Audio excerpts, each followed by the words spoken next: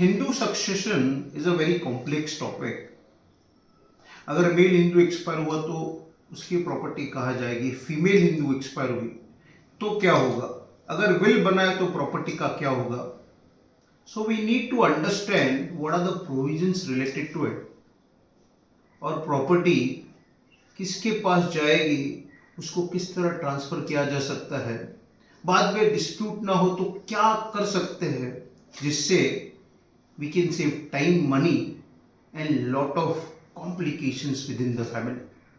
To understand complex legal topic in simple language, please subscribe to our channel। और इस video में एक बहुत इंटरेस्टिंग पॉइंट है which we will reveal in the last, so stay tuned।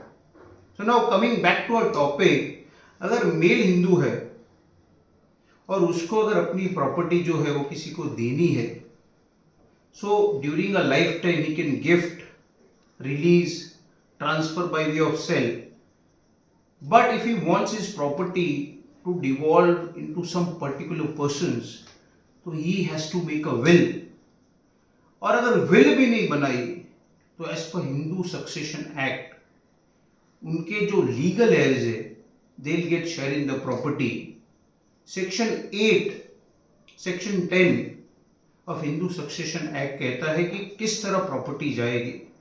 तो section 8 कहता है कि जो क्लास 1 हेयर है दे will get the share in the property, पर अगर क्लास 1 हेयर नहीं है तो क्लास 2, उसके बाद agnates and cognates will get the property. क्या क्या बात कर रहे हैं? Now we need to understand कि क्लास 1 हेयर क्या होते हैं। तो जो मेल हिंदू है उसके क्लास 1 हेयर में उसकी widow, mother, son and daughter, they all are class 1 heir. और अगर कोई son and daughter predecease है तो उनके heirs howsoever low they will get the share in the property. For an example, mister Sharma जो है वो एक्सपायर हो चुके हैं, तो उनकी वाइफ मिसेस शर्मा, उनकी मदर, उनकी डॉटर एंड उनके son they get equal share in the property.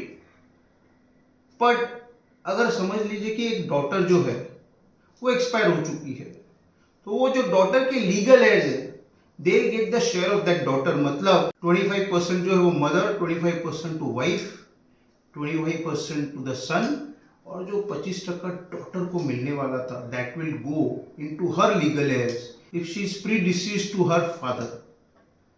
Therefore a class 1 heir will get equal share in the property। पर अगर क्लास 1 हेयर है नहीं तो class 2 heir will get the property.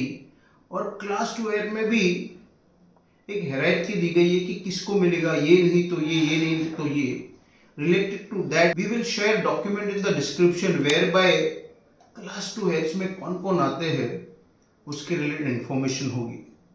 Secondly, coming to the female Hindu, in case of a female Hindu, अगर उन्होंने अपनी life time में कोई विल नहीं बनाई, प्रॉपर्टी ट्रांसफर नहीं किए, तो after her death her property will devolve into her legal heirs in view of section 15 of Hindu succession act, जहां पे firstly property will go to son, daughter and husband, secondly to the heirs of husband, thirdly to mother and father, उसके बाद heirs of father और उसके बाद heirs of mother.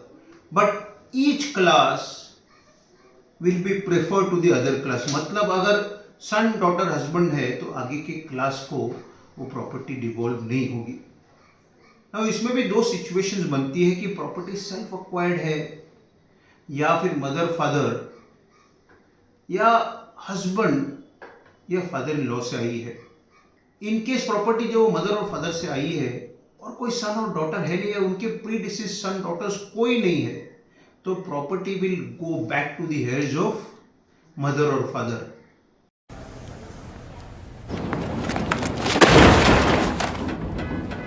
And in the case of husband, अगर कोई son and daughter या उनके pre disease son daughter नहीं है और प्रॉपर्टी हस्बैंड या फिर फादर इन लॉ से आई है, तो it will go back to them to their legal hairs.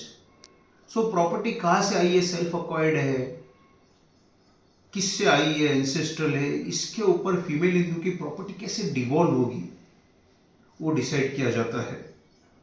Section 14 of Hindu succession act से कि फीमेल हिंदू की प्रॉपर्टी जो भी उसके पास आती है that becomes her absolute property, therefore she is entitled to transfer her share in the property as per her own wish. Now let's come to an interesting topic कि कोई भी हेड जो हिंदू सक्सेशन एक्ट में define किए गए वो है नहीं, तो प्रॉपर्टी का क्या होगा।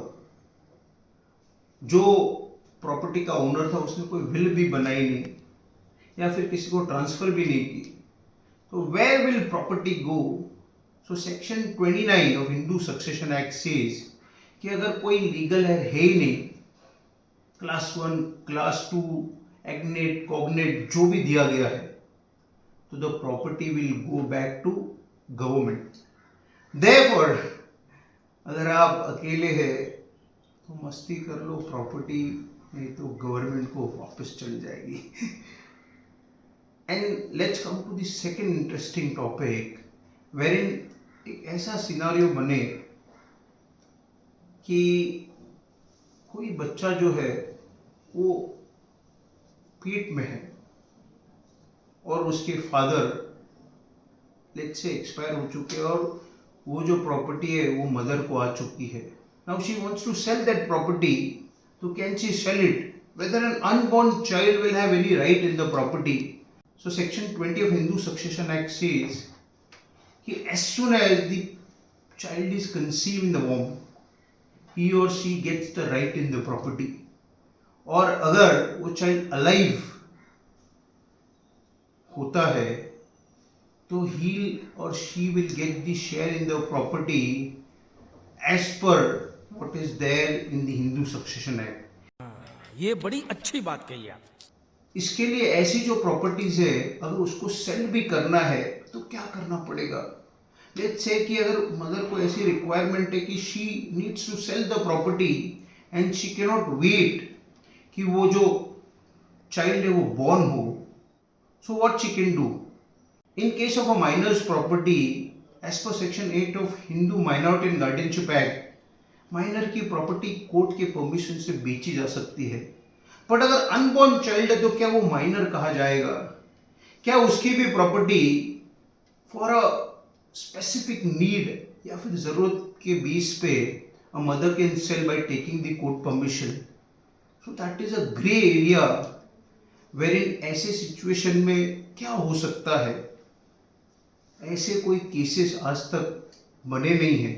We are trying to search upon it और इसके रिलेटेड अगर कुछ मिलता है तो we will surely come out with the new video.